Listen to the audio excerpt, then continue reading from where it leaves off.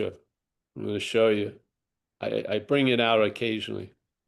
But this is the Zen Bishop scripture right there. See this? This one little page. That's it. It's not even used completely. Yeah? So I'm going to run it by you. This is it's been boiled down to this for me as you know, the function of the action figure is to present something. We have like one fish we sell and it's cod. Yeah. You can grill it, you can boil it, bread it, but it's cod. And so here, and people hear this all the time, but it's beautiful to hear all the time, actually, because the hearing of it is really the freshness of it, not what's being said, I feel. So this is coming out of Ramana Maharshi's teachings, and he's like the godfather of non-duality, yeah, so to speak. So, and you would think that someone of his stature would have come upon a lot of mysteries that befuddle us and they had been revealed. Yes. So when he talks about mysteries, I think we should listen. So he says, there is no greater mystery than this. Wow, pretty big statement, eh? So there is no greater mystery than this, that being the reality ourselves, we seek to gain reality. This is this is the first thing that sort of gives the mental logic the German Shepherd acting, yeah? So the mental logic gets confronted with this statement because the mental logic is going to arise quickly and it's going to be presented as you listening to this message, and it's going to turn the head of the mental logic like, what? Which is because the mental logic is not based on this at all, in a way. Yeah. And it says, okay, there is no greater mystery than this, that being the reality ourselves. Wow. So being would obviously be a present tense verb, yes? Being, which uh, I guess it's applied right now because there's present tense event here. Yeah. So being ourselves reality, the greatest mystery uh, is we seek to gain reality. This is basically, this little trip is what's repeated a lot in non-duality. Yes. So what's looking is what you're looking for. Yes, you can find what you are to find what you are. Yeah. These things hopefully trip the mental logic up. And when it sort of pauses, maybe you'll see it as not you. That's the beauty of it. It's not for fun, and there is a point to it, is to activate uh, this mental logic and then see the fallacy of it. Yeah. Yeah. Not activate it and then a call to arms and then arm it with understanding and knowledge and give it a path and then all this stuff. No, it just disarms it. Yeah. And so it stands out nakedly when you see it. Yeah. When you don't move with it or follow its command and you see it and you see its movement as not your movement, it's quite revelatory. Really, quite revelatory. So here it is. There is no greater mystery than this. And then, comma, that being the reality ourselves, we seek to gain reality, comma, we think that there is something binding our reality and that it must be destroyed. Yeah. Now, if you follow this logic, it ends up just like, that logic they have in the movies about AI. AI is going to realize what really needs to go are the humans. So they always have these science fictions, whereas the AI develops, it always comes to a simple conclusion. What's really fucked up are the people, the humans. So the humans have got to go. So in this case of spiritual seeking, the logic takes you to that you are the obstacle.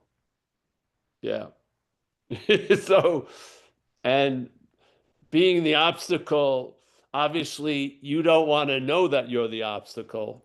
So everyone sort of slow rolls the spiritual process because they really don't want to arrive at this conclusion.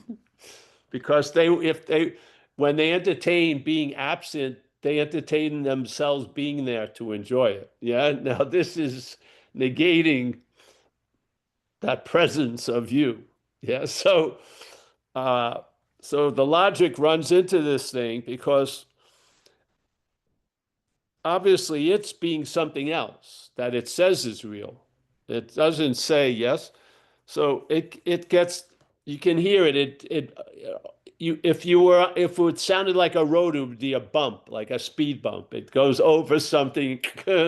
Some things get moved, and you're like, "What?" And you're on to something then. So, okay, something is that there is something binding our reality. So maybe it starts with you're scattered, yes? You're not so or you're like doled out by what you eat and stuff. So okay, we start purifying the body, we start meditating a lot, we're seeking discernment and equanimity, and we believe that some of the conditions that we are need to get aligned with a primary condition, which is I want to seek reality. I want to be all I can be, let's say. Yes? So there's a lot of work on that. And then it comes to a conclusion that uh, you are the binding of the reality that you would like to find. So basically, it gets to, in its mental logic, it gets to, I've got to go for the reality to be itself. Yeah.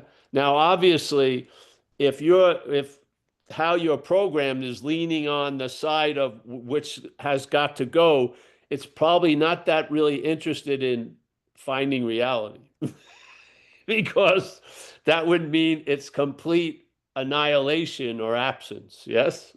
So you got to follow it. If you unknowingly take this to be your spiritual tour guide, it's going to have you going in a lot of strange directions because while you don't seem to know, it knows that the gig is up in a way. So that's why in spirituality, if you wanted a couch, would you accept the furniture store saying it may take lifetimes to get that couch to you? Obviously not. You would like, no, I want the couch by Wednesday or something. And so here's spirituality. It may take lifetimes. You may have to go through. Yeah, the head has made this up, obviously, because it's slow rolling the whole thing, because it knows if you take it to the conclusion, it has to be absent. Now, what we do in non-duality is you are already absent. You're a vacuous present. Yeah. A mental present that's actually its nature is absent. Yeah. Yeah. So in reality, the no thing is what's substantive and real, and the things are what are absent of any meaning. Yeah. This is why this is dreaming. Yeah. Things are absent of meaning because they're empty. Of what? Of reality. So we have a subjective experience here because we're giving everything all the meaning it has because it doesn't have a meaning on its own. Yeah. This cannot apply to reality. Yeah. This is why it keeps stalling and pausing because it can't get over the fact of the fact. Yeah. It's run into such a fact of the reality of nothingness that you see through the somethingness. Yeah. Wow. And sooner or later, when you see through the somethingness, you're seen as something. Yeah. Yeah. You may start with everyone else's. I remember when I did acid when I was a kid. Yep. Now I may have overdone it and it brought me to this position. Who knows? But I did acid when I was a kid, and you would have this experience that people were like plastic people. You know what I mean?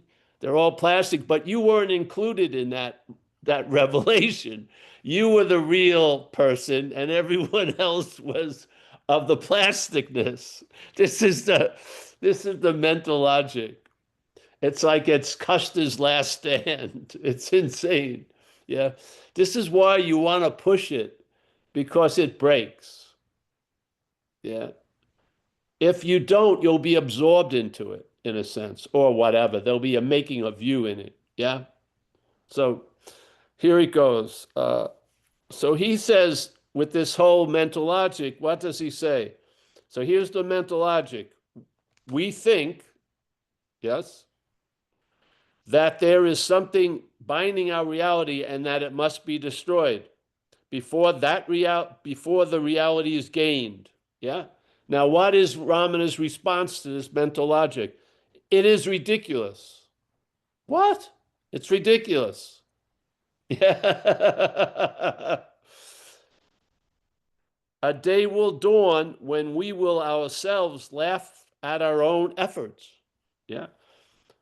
And because you will sooner or later see they're not your efforts, tell you the truth. Yeah. You're used, you are a form of transportation. In most cases, you are not the driver. Yes? Yeah. So what you call your efforts are not your efforts. Yeah. Now, there are efforts for sure. See, sometimes when people get confronted that there's no your efforts, they think they're going to be laying on a couch 24 hours a day. No, there's tons of efforts and shit like that, but there's none of them are yours. Yeah.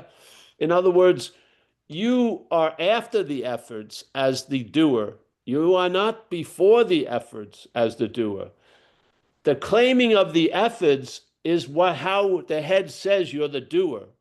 So doing comes first, and actually nothing comes after a certain mental doing called selfing, really. So the doing comes first, then the selfing, which is doing, a mental doing, says you're the doer, and then suddenly you're before that which was claimed to make you up.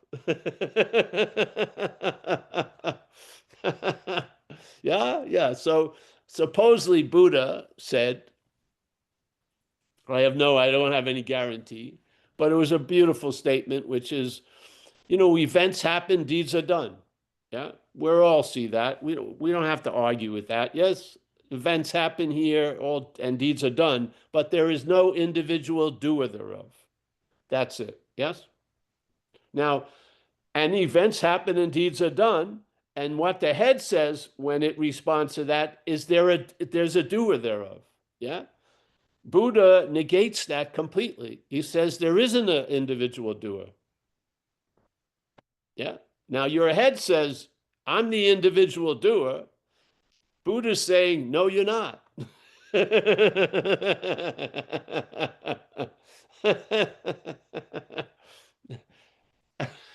It's not like Harry at the market said this.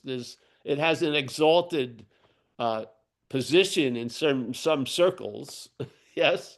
When the Buddha speaks, you listen, so to speak. So here he goes. He's saying, yes, events happen, deeds are done. That's the conscious contact. Yeah. The mental process reacts to that and says there is a doer thereof. He's correcting that by saying there is no doer, individual doer. That's all. Events happen and deeds are done. Yes. But the story that there's a deed being done, there must be a doer thereof is a mental story. Yeah. It's not how life is written. It's how life is interpreted by the head. Yeah. Life writes in verbiage. It's verbing. Yeah. Seeing, hearing, feeling, tasting, touching, doing, being, ba da da da dee da. Constantly. Verb, verb, verb, verb, verb, verb, verb. The head doesn't like to deal with verbs. So what it does is it manufactures a noun before it. So instead of doing and living in the wonder of uncertainty, you now have a certainty that you're the doer of some shit and other people are a doer of other shit. And if you or the other people aren't doing it, then there's a bigger doer called God that's doing all the shit. Yeah. And so for some reason, it's like a lullaby the mental logic sings to itself because it's agitated and uncomfortable and in a dis-ease. And so it has to have a lullaby, and that's the lullaby. I'll soothe you in this world of verbing by claiming you're a noun. Yes, yes. But the noun comes after the verbing, and it's actually comprised as a verb, which is selfing. That's the verb of selfing, saying there's a noun. Yeah. You can see it easily. Do the Course in Miracles or other things. You can see that conscious contact sometimes has no name and form. The name and form is slapped on it in a second or two later. You'll notice it. It's easy to do. There was a guy on Having No Head, Douglas Harding, and used to have some exercises that would produce an immediacy of recognizing you not as the noun, but as a verbing of conscious contact. Yeah. Yeah, it would surprise you. Yeah, yes. That's the beauty of it. Yeah. You want to upset the apple cart. Yeah, because if those apples stay on that cart, they get very, very unripe or too ripe. Yeah, yeah. So the logic is this, okay. But it's a beautiful statement here. A day, how about now? Yeah. A day. He doesn't say the day or doesn't give it an exact date. He says a day will dawn. So basically, your head is in the tiger's mouth. It's a done deal. For all of us, a day will dawn. For all of us. He doesn't say what you have to do or what's required for a day will dawn. He says it's basically a day will dawn. That's beautiful, actually. A day will dawn when we will ourselves laugh at our own efforts. That which is on the day of laughter is also now. Wow. So what you discover is something that's never going to be discovered. It has never been gone. It has never come or left. Yes, it always is. Like Ramana would emphasize this thing from my humble reading of some stuff, which is that which is always realized. Yeah. And that's why he says in this next statement, it is false to speak of realization. Yeah. Because really, that which is reality is always realized. Yes. Yes. So it is false to speak of realization. What is there to realize? Yeah, well, we would say a lot of things, obviously, but he's saying the real is as it is always. Okay, so man, if that isn't a BALM, a nice balm to soothe that spiritual rash, I don't know what is. Yeah, yeah. The real is as it is always. Wow, that's a pretty comprehensive statement concerning time, always. Yeah, always would imply that every moment that has been uh, compartmentalized in time is filled with this always realized. Yeah, any and every moment. Wow. So I don't really have to go far. Maybe I have to look far, but he's going to stop that also. All right. We have realized, oh, here it is. This is so beautiful, really. How to realize it. Wouldn't you like to get this? Could you imagine if someone brought you to this and you're going to enter the room and then the only thing is how to realize it? Yeah. It's always realized, always realized. It's available at every moment. How are you going to do it? That's what I want to know because it seems to be escaping me. Remember when you were a kid? When I went to Catholic school, and Catholic school every one day of the week they would have a little couple of hours of Catholic stuff, yeah, like talk about God and the three attributes of God, and they would bang these in your head every week, which is God is all knowing, all powerful, and all and whatever, everywhere, omnipresent, omniscient, omnipotent, yeah. And as a kid, really innocently, I was wondering why I'm not running into God. If it's everywhere at all times and super powerful, I'm running into Peter Kennedy, who I don't want to see. And what I want to see, I don't can't freaking because I was relying on something. It was like a dead fish that was never going to tell me as a fish that I'm in water. Yeah, yeah. So here he goes. How to realize it. Wow, okay, get ready. You got to gird your loins. I would say let's take 5 deep breaths.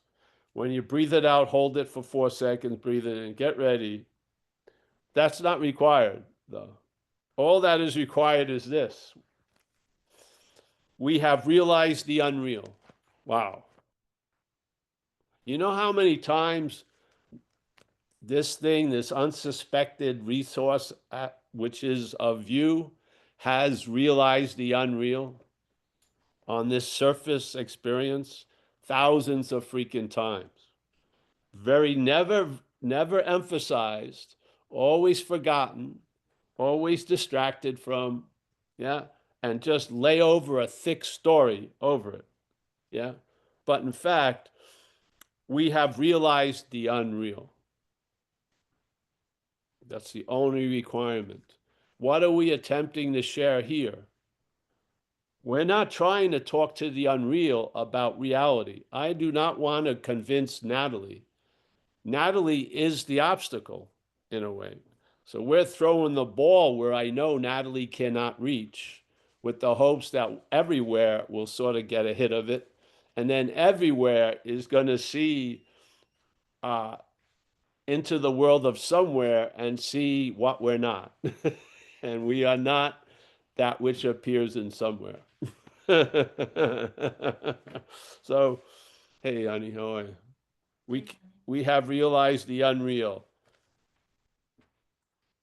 And what the head is doing all day is regarding as real the unreal. Yeah. So if there's a reliance on the head or the intellect or anything like that coming up here, we are actually regarding the unreal as the real. This is what needs to be adjusted. And basically, this doesn't need a giant engine overhaul. It's a very small wrench, non-duality. It's nice to twist that little nut, yeah, as much as needed, and then something will click and you will realize that which is looking is what you've been looking for. Yeah. So the immediacy of you will be noticed. Yeah. By seeing what you're not, tell you the truth. Yeah. Because it's not going to be noticed by looking from what you're not. It's not. What you're not is just going to make up an idea about what it thinks it is. Yeah. And it's going to be defined from the system that it's looking from, which is it going to be a thing like God with the hair or, you know, Santa Claus or Jesus with the left coast surfer look with the blue eyes and the, yes, it's going to be put into a, because I believe we are not made in God's image. We've made God in our image, really, my feeling. So, yeah, and it's a thing. And the reality is no thing. You don't come to, there's no like alignment with that. Yes? Okay. Let's mix a little 50% no thing with 50% thing. Perhaps that's the middle way. No. In this case, there's no middle way. Yeah, you're either this or that. You're not a mixture of both. You can't you can't mix thing and non-thing and be less of a thing. but all that you think about.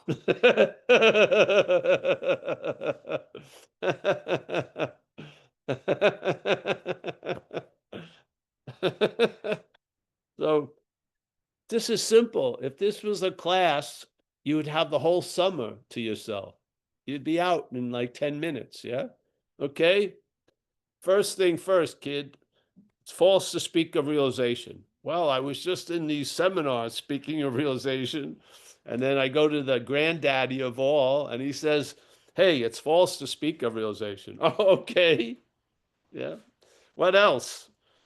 What is there to realize? Well, they've been telling me there's a lot to realize. First, I have to realize my inadequacies. First, I have to realize my not being pure and purify it, that I need to surgically laser my attention and interest and all like this. So there seems to be a lot of work at hand before any arrival could possibly happen. Yeah. And it could take lifetimes. Okay. No. What is there to realize? The real is as it is always. Oh, wait a minute. I want to put it off to a future time because I'm not ready to be real now. I need to put on some better clothes, get a haircut. I want to look good when I'm real. I'm not feeling that real at the moment. the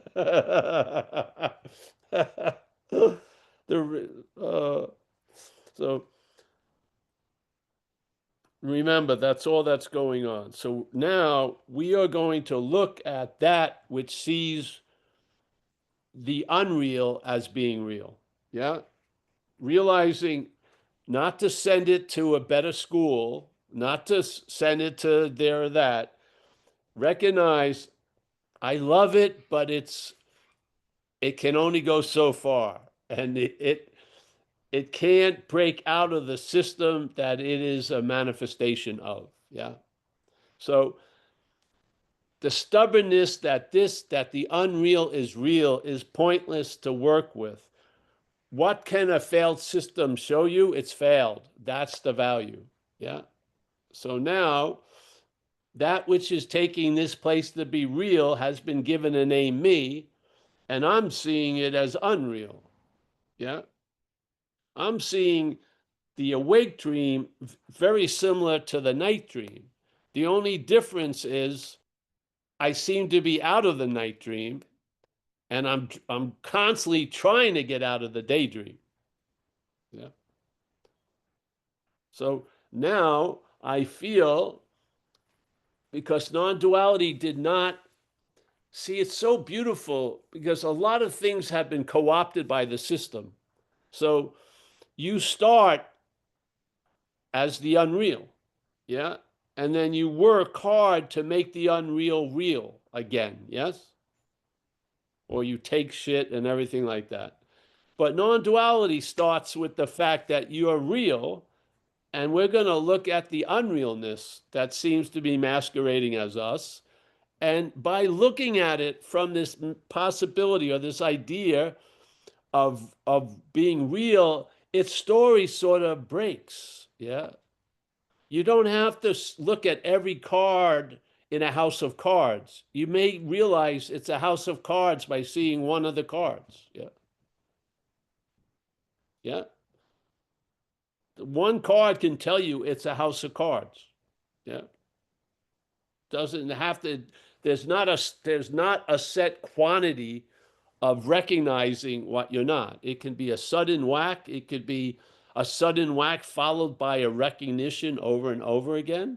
But what I feel happens is the fulcrum or the focus or that uh, triangulated interest and attention in the thing will be broken and your interest and attention will expand. And I think you're going to have a much more uh, uh, rich life as, traveling as this action figure is that if there's a whole lot less of you in it. Yeah. Yeah. And it's been verified by not my observation, yeah, over the years. And the burden of trying to become reality when there's a strong belief you're not yes, is lifted. So the lifting isn't that you get liberated. The lifting is you're not that which needs to be liberated. So you're liberated from the need to be liberated. Yeah. You're you're liberated from the need to be awake because you already are awake. You're liberated from a lot of incredible amount of excess baggage that can accumulate in this little story of living, yeah, as this action figure. I mean, if you took basic economy, you'd never get on the plane with all the shit you have. Yeah. So basically, it's a breaking down of that, and it demonstrates as a migration of interest and attention. Now, the interest and attention brings stuff back, like interest and attention does. But I find it's quite enriching because uh, the storyline that you have everything to do with everything is broken. Yeah. Yes. And so life can become revelatory. You'll find excitement in the ordinary. Yeah. And sometimes you'll see there's an excitement that's truly boring, actually. And there's something that looks boring that's quite exciting. Yeah.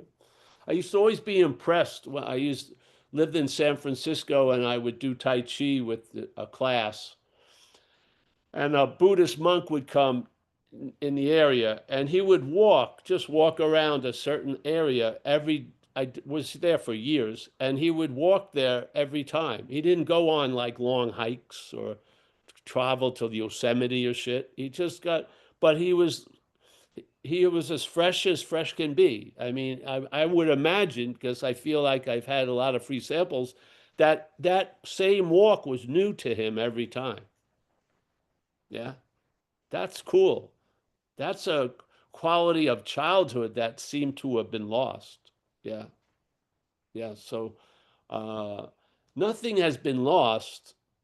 It's just been unattended to. Yeah. The interest and attention was really not allowed to go there anymore. It was forcibly directed, in a sense, by the mental state. So, yeah, this has worked with me. A lot of, even if you think it didn't work and then something made it work, I don't believe that, but there's a story. And that story, when that bell rang in me, I stopped looking for what can't be found because it's not lost. Yes, I did. I mean, my identity was to becoming a spiritual person had grown some Velcro, and so, but it was ripped off like that, and that was the end of it. And the only thing I seemed to do, well, the action figure had to go through recovery because uh, it just did. Yeah. But so I learned principles how to live life as an action figure without causing too much hassle anymore. Yeah. So that work was done. And I think a lot of spirituality is really actually doing that work, changing the action figure so that it can travel better. I don't believe the action figure is the chariot of the gods, though. I don't. I believe, yes, yeah. So I lost interest in the topic of spiritual growth and I'm in the third dimension. I want to live in the fourth dimension. Then I want to travel twice a year to the 11th dimension. And I want to be there everywhere I ever go. I want to be there to come back to report it to everyone. I don't see that. I don't see any interest in that. At all. I guess I know how it ends.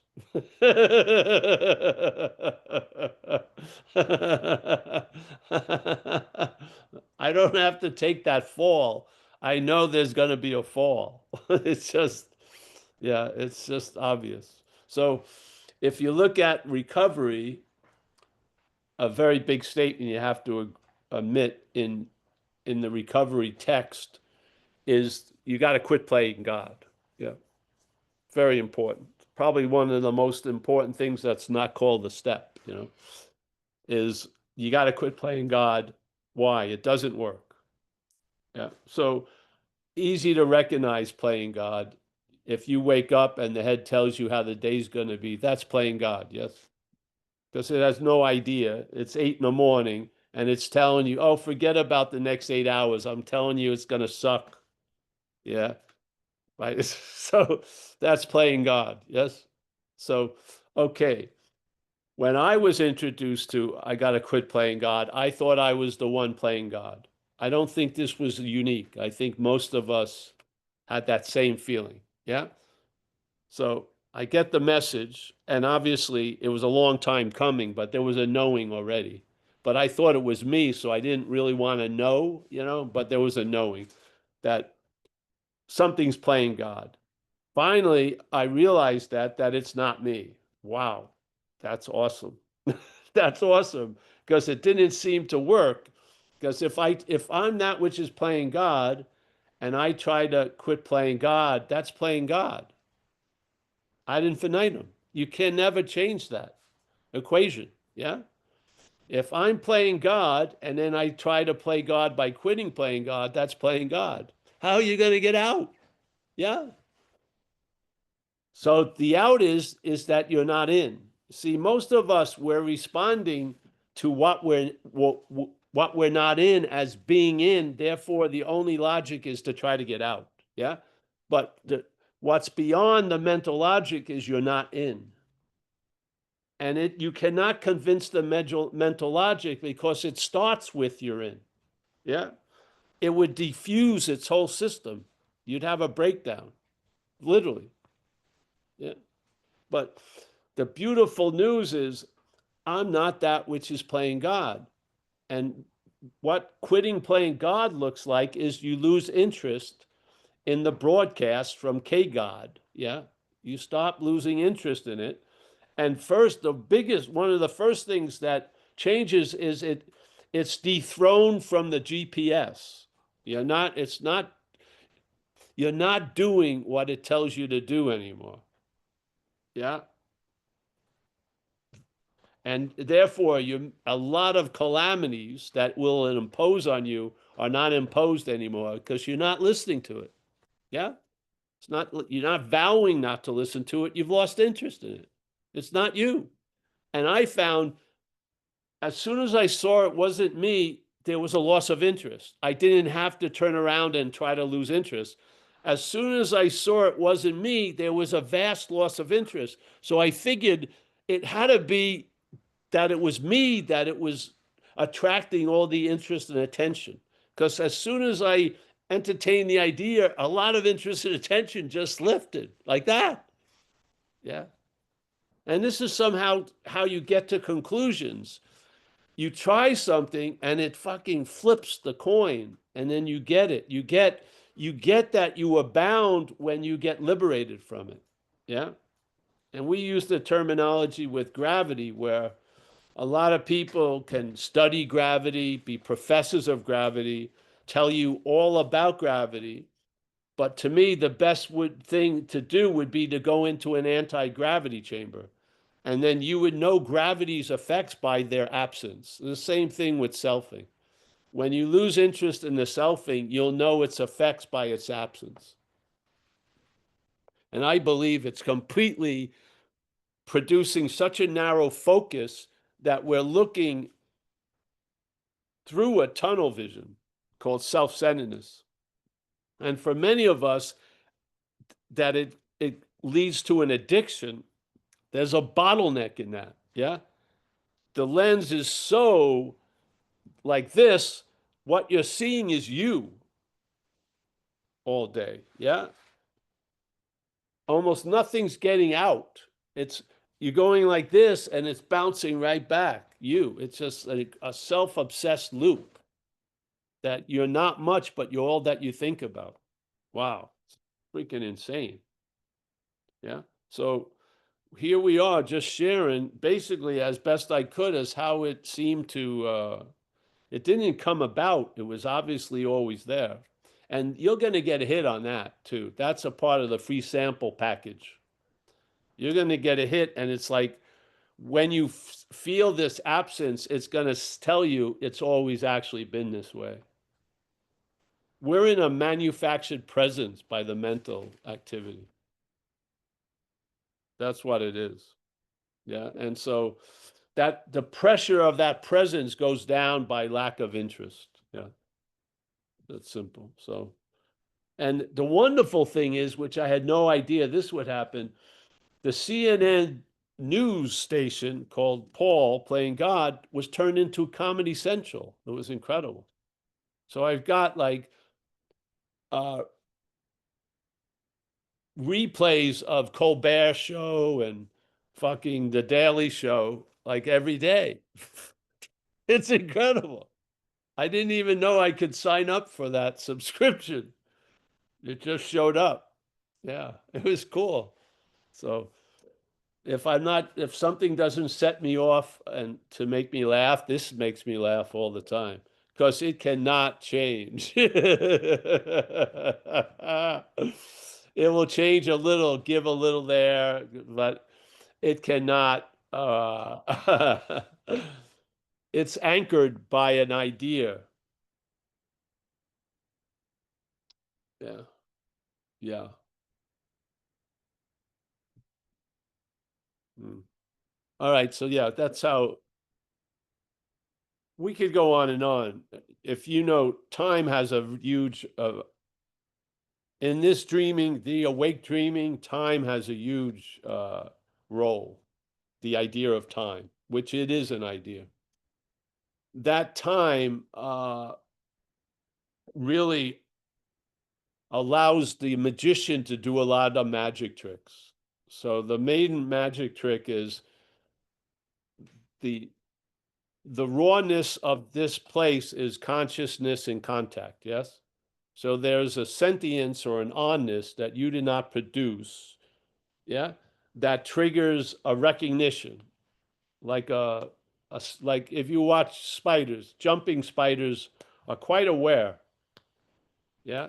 Other spiders like big daddies or whatever, but some spiders have a much bigger width of awareness, and jumping spiders of just cursory observation, they know you're there, and like praying mantises know you're there quicker than other things know you're there. Yeah. So conscious contact is what triggers this whole event.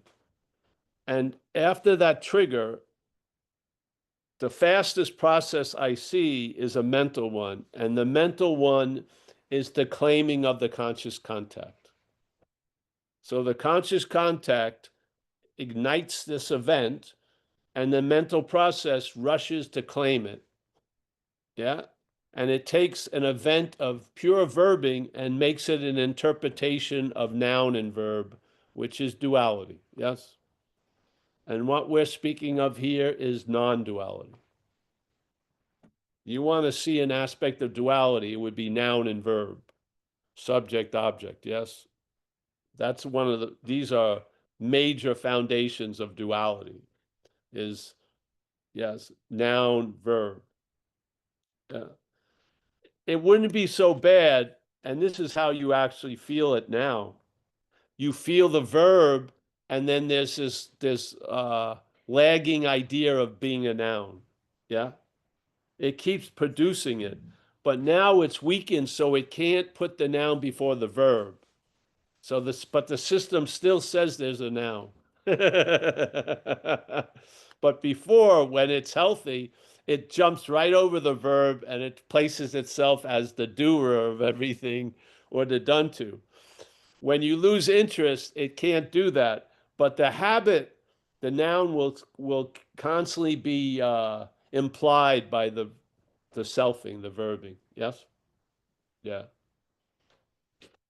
And in a sense, it's necessary for this whole dream to go. Yeah. But when it's aligned, I feel more like seeing blue as blue. When the noun is obviously recognized as after the verb, you're going to travel lighter as the assumed noun. Yeah. When it's before the verb, you become the owner of too much shit you had nothing to do with, really. I mean, yeah, what you own tends to own you. So you own the thoughts, they're your thoughts. Now those thoughts own you. Yeah. So It's a dangerous proposition. Yeah. So there'll still be a sense of being the noun, but it'll be lined up appropriately, where the spirit of being, hearing, feeling, tasting, and touching will be in the before point, and the noun will be after, instead of the noun being before. Yeah. It it may sound like a small thing, but if it's repeated every day, every moment, it has a huge effect here. You'll travel lighter, really. You're obviously going to travel lighter as a verb than a noun, obviously. The verb's moving, a noun's going to sink, yeah? A verb is going to hit the surface and keep going. The noun's going to hit the surface and sink. Yeah. So the life preserver, the noun wants to find verbs, not be a verb. But if you really, the traveling lighter here would be based on being a verb. Yeah, not a noun. So you'll be riding on the life preserver. You won't be constantly sinking and having to grab one. Yeah. Yeah. But the system's going to keep doing it. You're going to be presented as a noun. Just have it, have the tail at the end of the dog, not where the mouth is. Yeah. You'll be much more nourished if the mouth is in the right position than trying to live from the tail. Yeah. All right. Thank you.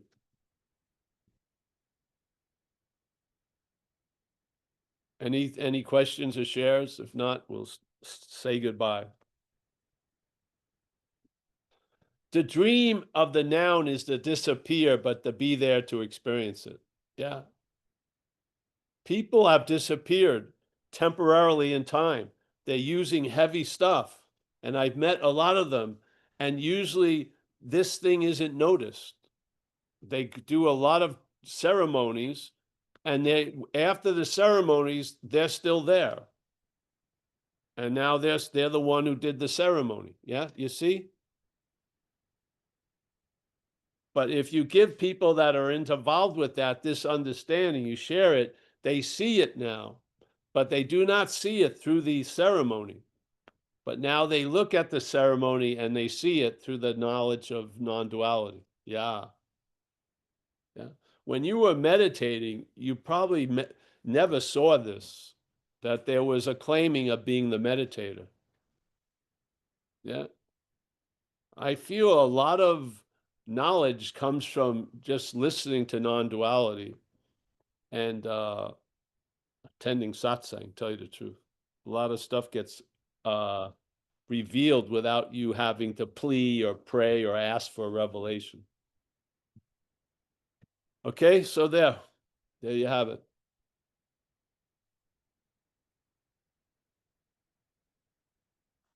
Ramana people, they distilled it even more. Just be still.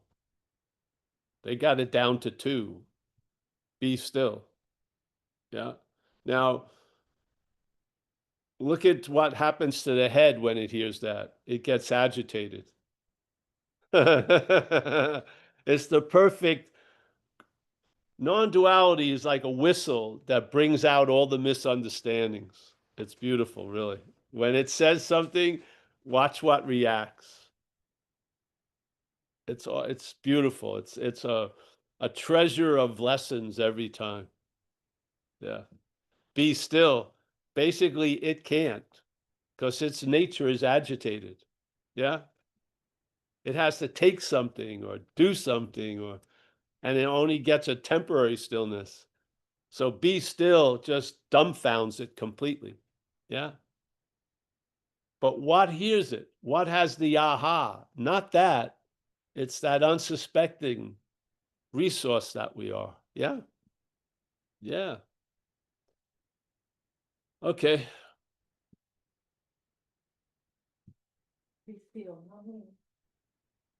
Let's start saying goodbye. Oh, hold on. Hey, Paul, Arturs has his hand up. I'm sorry. All right. Arturs. Hello again. I wanted to ask, sometimes I'm in my head too much and it's like on the I think it's a little bit on the crazy side, but I'm having like conversations, imagined conversations in my head, and even my hands start moving as if I'm explaining something to the in the imagined argument. So like, is that crazy, and what can be done about it? I can't say, but I would try to do some service with others. Okay. Yeah. Okay. Yeah, try to do some service while you're passing the sandwiches out to the people who need some food. Your hand won't be moving, communicating to itself. You'll be being put to use. Service is an incredible, easy way to have an emphasis shift. Yeah. Yeah. You'll see again, when most people are in self-centeredness, they obviously don't know it. There's no people, but you know what I mean. So when they get involved with a service, they feel available because they weren't available. They were only available to themselves in their head, like talking to themselves. Yep. And when they're available, they feel a presence. And maybe after a while, they realize they're the present, not the story that they're the one who felt the present, but they are the present. Yeah. So I would recommend service just so that you get some aspects of auteur away from auteur. Yeah. Yeah. See what comes up. Yeah.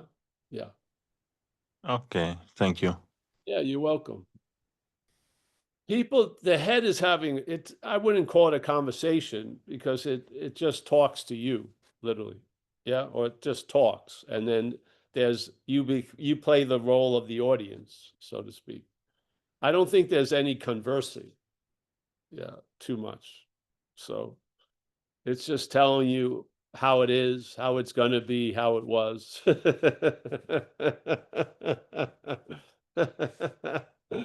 Uh, it uses the language in the head like a tailor putting you in a suit that doesn't fit. Yeah.